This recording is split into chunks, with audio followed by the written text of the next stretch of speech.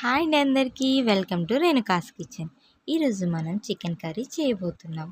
వెరైటీగా టేస్టీగా ఎలా చేసుకోవాలో చూసేద్దాం. స్కిప్ చేయకుండా లాస్ట్ వరకు చూసేయండి. చికెన్ని మంచిగా సాల్ట్ వేసుకొని వాష్ చేసి పెట్టుకోండి. ఆనియన్స్ని కట్ చేసుకొని పెట్టుకోవాలి. అలాగే ఒక ప్యాన్ తీసుకొని ఆయిల్ పోసుకొని ఆయిల్ వేడయ్యాక మనం కట్ చేసి పెట్టుకున్న ఆనియన్స్ని వేసుకోవాలి. వేసుకొని బాగా వేయించుకోండి.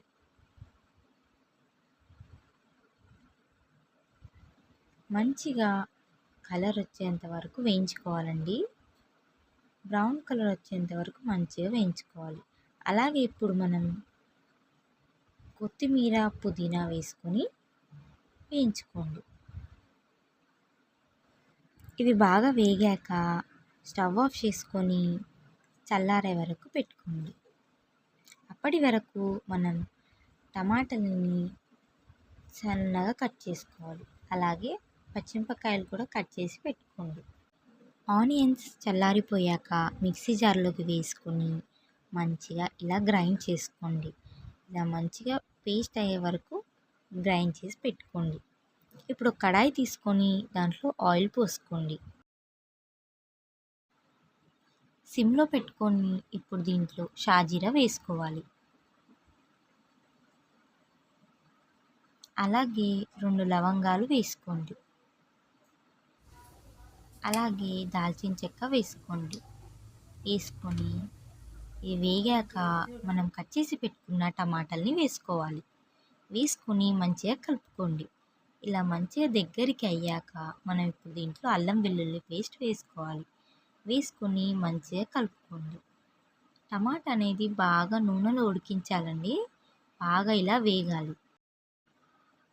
మంచిగా కలిపేసుకున్నాక ఇప్పుడు మనం దీంట్లో అలాగే పసుపు వేసుకోవాలి. వేసుకొని మంచిగా కలిపేసుకోండి. ఇప్పుడు మనం మిక్సీ పట్టి పెట్టుకున్న పేస్ట్ని దీంట్లో వేసుకోవాలి. వేసుకొని మంచిగా కలుపుకోవాలండి. ఈ పేస్ట్ అనేది మంచిగా వేగాలండి. మంచిగా వేగాలి కాబట్టి మంచిగా కలిపేసుకొని మూత పెట్టేసి ఒక 5 నిమిషాలు వేగనివ్వండి.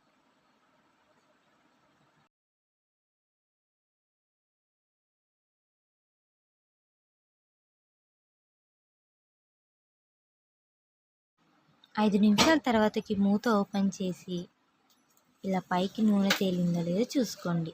ఇప్పుడు మనం కడిగి పెట్టుకున్న చికెన్ని దీంట్లో వేసుకోవాలి. వేసుకొని మంచిగా కలిపేసుకోండి.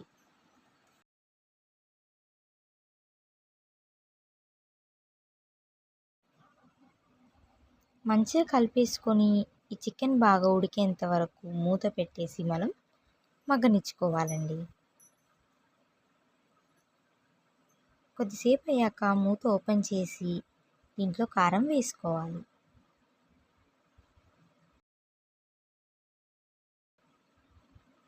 అలాగే మనం దీంట్లో సాల్ట్ వేసుకోవాలి.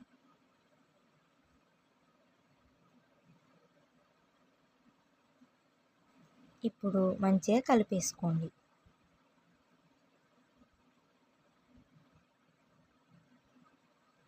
అలాగే మనం దీంట్లో కొంచెం పెరుగు వేసుకోవాలండి. పెరుగు వేసుకొని మంచిగా కలిపేసుకోండి.